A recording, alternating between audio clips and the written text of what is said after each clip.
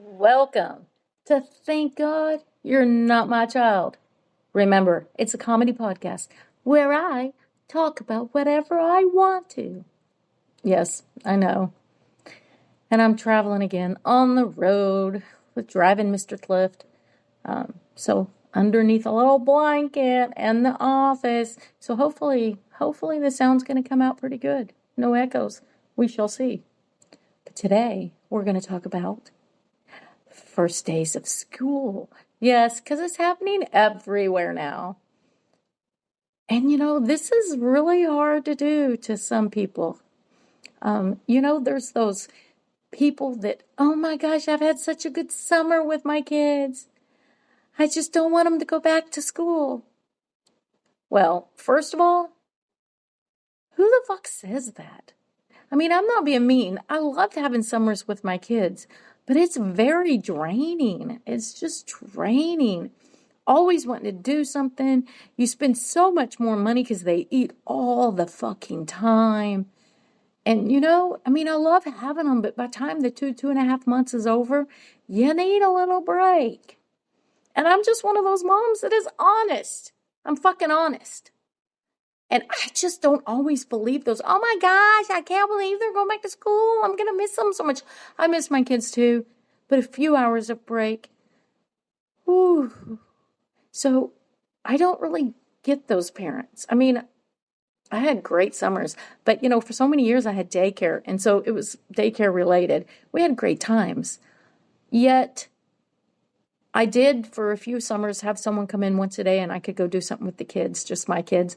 And that was great times. And I do miss them. I mean, my son will be 36 on 9/6.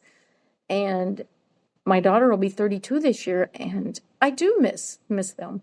And I love having them around. But I definitely was not that mom that said, oh, I can't believe school's starting. I wasn't that mom, And I just have a question for those moms. Can you DM me and explain to me how you can get to that point? Because I have a lot of friends that have small kids, and we would love to know how to get to the point at the end of the 2.5 months that you're not pulling your fucking hair out. That's just what I mean. And so I want to know. So I'll be getting some DMs from that, so let me know. And another one is, what do you do if your kids don't want to go to school? Because, I've had a lot of friends in the past and daycare parents, and they've had kids, I don't want to go. Well, my bottom line is they want to stay with their mom or their dad. I mean, let's get real, okay? Let's get real for a minute. If I could choose going to school or working or hanging out with my mom or dad, guess what I'm going to fucking pick? I'm going to hang out with my mom and dad. So why do you not think your 5-year-old, 6-year-old, 8-year-old would rather spend a day with you or dad or grandma, even better? Because I'm a Gigi. So yeah, I don't understand. Yeah, I know I'm clueless, but you have to listen to your kid. If you've got a kid that's crying, I think most of what I find is they just want to stay home. Who doesn't? Who doesn't want to go stay home? I mean, at home, they probably have game time, movie time. They have their own toys. They have their own mom or dad. And they get to probably eat what they want, because when my kids were home, if they wanted peanut butter and jelly sandwiches or mac and cheese, this is what we fixed. Yeah. I might have put vegetables in there and some fruit, on the side, and some milk to make it healthier. But don't think I didn't fix what my kids wanted when they were home, because that's just how it is. So if your kid's screaming and doesn't want to go to school, that's your first one. Check that. That is one of the most popular, is who doesn't want to stay home? You know what I mean? I'm on the road now, and I'm okay, and only drove 3.5 hours to get here. But you know what? I'd rather be at home. Who wouldn't? But there's many reasons why your kid does not want to go to school. And another one is maybe they're getting bullied. Kids are mean. Kids are fucking mean, if you know what I mean. And mean, if you know what I mean, Okay, that was weird. Anyway, reverse rewind. You didn't hear that. Bullying's big with kids. And you got a 5-year-old that's going to kindergarten or 6-year-old, whatever age, and someone's being mean to them. It's rough. So definitely talk to your kid if they don't want to go. Is it a bully? Do they just miss you? I mean, if they're having anxiety, because kids do. You don't think kids have anxiety or panic attacks? Oh, how do you think adults have them? It's because they just get worse over time, if you know what I mean. There's another mean. Shit, is that one of my words? Whew. So bullying is huge. And I'm going to tell you, I mean, I have a good story of a daycare kid of mine, and she had an older boy messing with her, and we're talking messing with her in ways that I'd break his fucking finger, if you know what I mean. And you know that boy got 10 days suspension off the bus, and that was it. And police were even called by. It was that, I mean, I'd have broke the fucking fingers. And it's still not over. You never know if I'm sorry, if that's your kid, you need to call me because it'll be your fingers I break. Because if your kid's touching a girl and you're just called the police and you're into it and it doesn't stop, you're some of the problem. And I'm not going back on that one. You can control, it's hard to control your child, but you can train your child. And what they said was, well, he's a little autistic. I understand, but a 12-year-old, a little autistic, needs to know he can't touch other people in inappropriate ways. So if your kid doesn't know that, you're the problem. Start teaching them. First of all, I don't think he should have been back on the bus. I'm just saying, when you're doing stuff like that and the bus driver's trying their hardest, fuck, I've drove a bus before, and I'm just telling you, it's not the easiest thing to do when you got kids screaming and hollering, touching each other, cussing, some of them trying to smoke. I mean, you'd be shocked. Whew, it's a big one. But, you know, you need to listen to your kid. You need to listen to your kid because you don't know what your kid's going through. And if you're not going to listen to them in kindergarten and you're not going to ask them, why do you think they're going to tell you when they're in 9th grade and maybe someone's picking on them really bad? Or maybe a teacher is being verbally and you might need to go and take care of business, if you know what I mean. Yes, this is my shit soapbox. Hey, Dima, I didn't mess that up. Shit soapbox. Well, okay. Well, I got too ahead of myself. Yeah. Dima, my number one fan, he bought me a mic system, which of course I'm not using today because I'm on the road. But next week, hopefully I'll be home and I'll be able to have it all set up. And we'll see if this sounds a little better. Because Lord knows my sound in that season 1, there was a lot of episodes that were echoey, and I tried to sit outside for a while because I love the sound, and with the 4-wheelers rolling by, that really fucked that up. But yeah, he found it for like a really good price. So yay! He's my number one fan for a problem. No, for a reason. He ain't no problem. I can handle that boy. Okay, he's taller than me now. He's no longer little. But he's a good, respectful kid, so I don't think I have a problem. So, yeah, let's just talk about that, you know? And what if your kid is sick? What if your kid is sick? That's the question I have. Because when we were sick, first of all, we had to stay in our bed. We might have had a book to read, and we might have been able to color in our bed. But if you were sick, you wasn't going to sit up and watch TV. You wasn't going to play. If you're sick, you're down. You're down. Now, my sister had mono once. No shit. We didn't know what the fuck it was. And she got sick. And when she was sick, I know I was sick one day when she was sick. And we did get to lay in the living room. She was on the sofa because she couldn't be by her. And I was in a chair. And they did let us watch Little House on the Prairie because she was out of school for a couple of weeks. That was a long haul. So I did get to do that because my go-to sick thing when I felt sick when I got older was Little House on the Prairie. You guys know what I mean? And then my morbid sense came out. And now if I'm really don't feel well and I need to feel better, it's not Little House on the Prairie anymore. It's The Walking Dead. The first episode, very soothing. I can watch a few episodes, but the first episode usually helps my little heart feel better. I get to see all of them alive again. Glenn's so young, Rick's young, and Daryl, he's just as hot as ever. Even a young pup. Of course, they all get better as they age, if you know what I mean. So yeah, so if your kid's sick, what do you do? Let's say they're really sick. It's kind of like an ET. You remember he did the ET, he did the thermometer on the light. I mean, kids play sick. You know what I mean? I mean, they even did it in the movie E.T., if you know what I mean. There's a mean again. Okay. So what if they're fake sicking and you find out? They still should not, in my opinion, be able to watch TV, play games or nothing. They need to lay down. They need to have some soup and crackers and maybe a little Sprite or whatever you do. They don't need to be out playing, even if it's fake sick. They need to lay the fuck down because you lied. And yeah, that's just my opinion. Remember, it's my shit soapbox. You get your own. Or you can play my mind if you agree. You know? Okay. So just between us. Yesterday was a rough day with my Jenny. Her 16-year-old dog, Bandit, he's been having seizures. And yesterday morning he had one, and his little eyes were kind of budging out, and he couldn't really walk, and he's 16. And we knew it was coming. So I went and picked her and Bandit up, and we went all the way into McAllister, the best vet ever there. And she just, at first, I've never seen a dog put to sleep, euthanized, okay?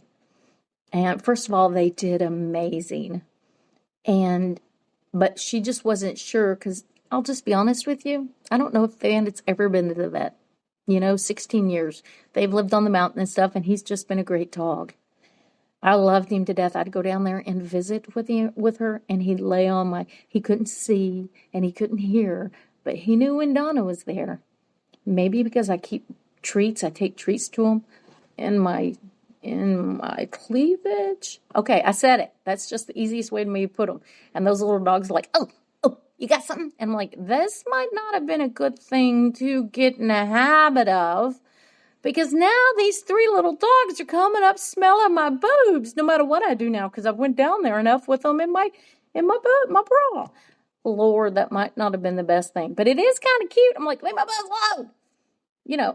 I know, it's weird, but I mean, she went through every emotion, which I have had dogs that's had to be euthanized or died. And we had a couple of greyhounds once, and they ended up with cancer. And, eventually it just you're hurting them. And if they're in pain, well, he was in pain. He did this. I mean, that's all I can say. Poor Bandit. I stopped, and he could barely eat, but I did get a plain cheeseburger, and was able to get a little off that he could kind of eat a little. And yes, she did say, oh, you're getting him his last meal. And I was like, you're fucking right. I'm going to try. Let's get him a cheeseburger. And you know what? He ate it. It was very little crumbs. We're talking little bitty crumbs. But he had a burger, because I'm like, damn, I've never done this. But I'm telling you, he checked the dog out, and right away, he had heart issues. He's 16 years old now. He had one lung that looked like it was maybe collapsed or something, so he couldn't breathe real easy, and you could tell. And he had beside his temples were dumped in about really far. I mean, you could put your fingers there. And he said he has nerve issues, nerve disease, and that's why that's doing that. He could tell right off the bat. Well, he couldn't drink water or anything. She would have to move just to get water down. And he couldn't poop because he wasn't eating. This dog was in pain, and she knew she had to do it. But I'm telling you, first of all, I'm really glad that they give him some of that good, sweet, I see purple elephants dancing. I think it's maybe like some good mushrooms or something. I'm telling you. I told her if I'm ever on my deathbed, I better fucking get some of this good go-go juice before I'm put to sleep, if you know what I mean. But it just broke my heart for her because I've had dogs die. I have dogs now. I have my Agnes. She's 15. And she has a little cancer in her eye, and she has a bad limp, and she takes pills every day for her skin disease. And she's not hurting. I've taken her to the vet. She's not, doesn't seem to be in pain. But I know it's only going to be an amount of time.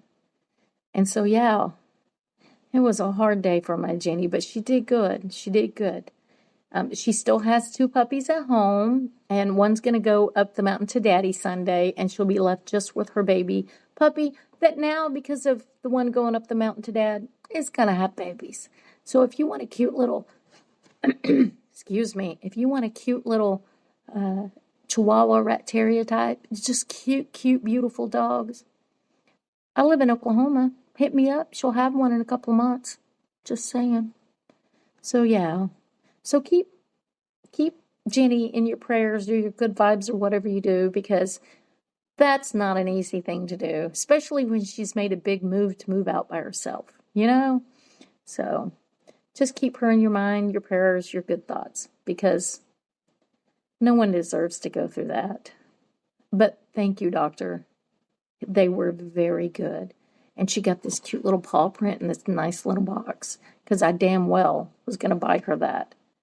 And so, yeah, so just between us, keep her in your thoughts and prayers. It's not an easy thing. So my kid's first day of school, when my son started kindergarten, first of all, his birthday is the 1st of September. I should have held that boy back. I should have kept him home one more year, because I just don't think he was mature enough to go to school, and he had ADHD, and we knew he was like his mama, but his mama could handle him. And hey, I just think another year would have helped.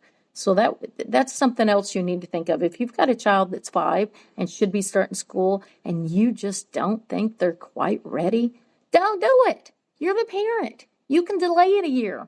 His birthday was so close to the cutoff, I probably should have delayed it a year. Because, he struggled all the way through school, and I think that had a little to do with it. So, yeah, he's a smart-ass man now. You heard that. I said smart, ass man. He's a smart boy now. I still call him a boy, but he's a man. 36, he's a man. He'll be 36 soon. But when he started kindergarten, man, it was hard. We lived in Indiana, and of course the weather is just beautiful. And so I would drop him off, and he'd go into school. My kids went into school without worrying about saying bye to me. They were those kids. But when he went into that school, there was a park real close by that the kids sometimes played on, and I would take Emily over there, and we'd play, and it got to the point, he only went like 2.5, 3 hours. It got to the point to where we would stay around the whole time. Because we were playing. She was having the best. We had water. We were good. And if the kids came out to play, we would just take a walk and then come back when they're gone. Well, that lasted for about a week. And then the principal came out. And the principal goes, Miss Meether, you can't stay out here forever. You're going to have to let him be at school alone. And, everything in me was wanting to go, what the fuck? Who are you to tell me what to do with my kid? But I didn't. Because I already knew he was right. I knew he was right. But man, was it hard to let that first one go. It was so hard. But when Emily went, we were in Texas then, and she started her kindergarten in White Oak School, which I don't even think she knows. But she did really good her first year. We didn't really have any problems. And she wanted to go, and I did much better. Of course, I was working at a daycare by then, and, when she was done with school, she came to me, and before school, she was with me. So it made things much easier than when Justin went. So, yeah, my kids were always those kids that didn't need to say bye. And I'm like, bye, I love you. And they're like, yeah, that's my mom, And so if you've got kids that just don't want you to leave, and I love you, Mom, and all, it can maybe stir you up a little. But damn, I'm jealous. Just saying. Because, And just to let you know, if your kid's crying when you drop them off at daycare or school or something, odds are as soon as you're out of the picture, they stop crying. I'm just letting you know. Because most of the time, kids are playing you. I'm just saying. They're smarter than we think. You know what I mean? Okay. Well, I think I've told you almost everything I know and more. If you'd like to send any messages to me, you can email at thankgodyourenotmychild@yahoo.com. And I have all the socials, Twitter, X, Instagram, Facebook, TikTok. Thank God you're not my child. And just email. I got some cool stickers I'll send back. So here we go. So until next time, thank God you're not my child.